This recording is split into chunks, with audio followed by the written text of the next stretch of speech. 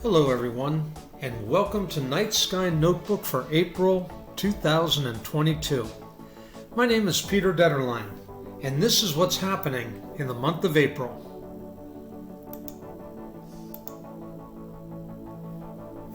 Let's begin with the moon phases. For April 2022, we start with new moon, which will actually happen twice this month, on April 1st and again on April 30th. First quarter is on April 9, the full moon is mid-month, April 16, and third quarter moon on April 23rd.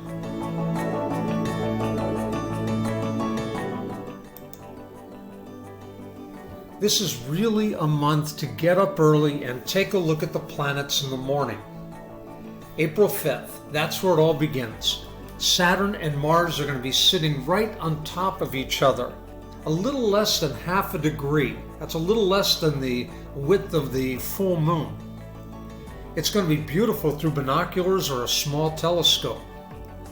Brilliant Venus is going to be right by them, and it's going to be joined by Jupiter as we continue on with the month.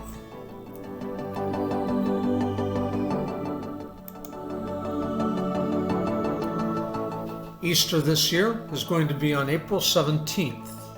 Easter is the first Sunday after the first full moon, which is on April 16th, after the first day of spring, which is March 20th. It's our only holiday that's actually based on a lunar calendar rather than a solar one.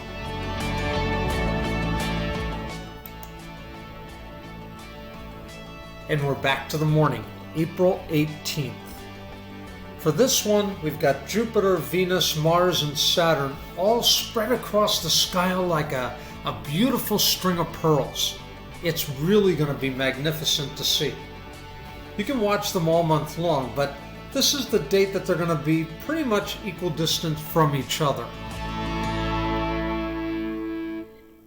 You want to catch this about 6 o'clock in the morning, about 45 minutes before sunrise.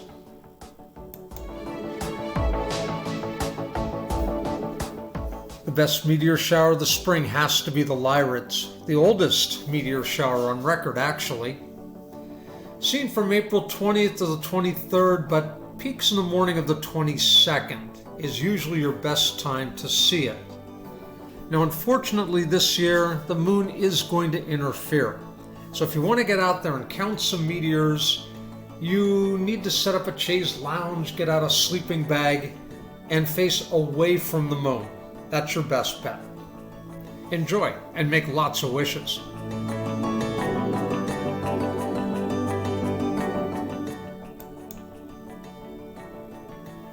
We're back to the morning sky.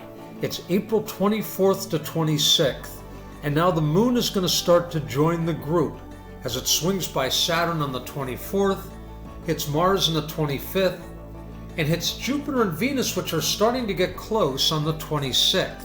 That's really going to be a very interesting triangle to capture, and you want to see that. Jupiter, Venus, and the moon, three brightest objects in our nighttime sky right there. That's going to be beautiful.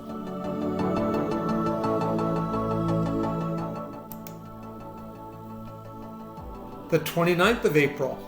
Let's not forget about Mercury. We certainly don't want to forget about Mercury. It's the only planet that's not in our morning sky, but right now is gracing the evening sky. And it'll be right next to the very famous Seven Sisters, the Pleiades. Now you only get a chance to see Mercury a few times during the year. This is the best time, your best chance to see Mercury for the entire year. It's going to be at an angle that's going to keep it out there in the dark longer than the other apparitions that it has. So this is really going to be very, very cool. Definitely check out Mercury and the Pleiades, get those binoculars. That is going to be a gorgeous view. And finally on April 30th, Jupiter and Venus, side by side, staring back at you like a pair of eyes. Venus is going to be about 6 times brighter than Jupiter. They're going to be about a half degree apart, so about a full moon apart. You should still be able to catch them through a small telescope together, and that is always a neat thing to see. Of course, Venus may be brighter, but through the telescope, Jupiter is going to appear to be almost twice as large as Venus, which will really make a fascinating and beautiful picture. Definitely check them out. This is a great time to be looking at the planets in our evening sky all month long as they change their position. Get out there and enjoy. Further information, you can check out my blog, Night Sky Notebook. Until next time, keep looking up, and I'll talk to you when we get into May.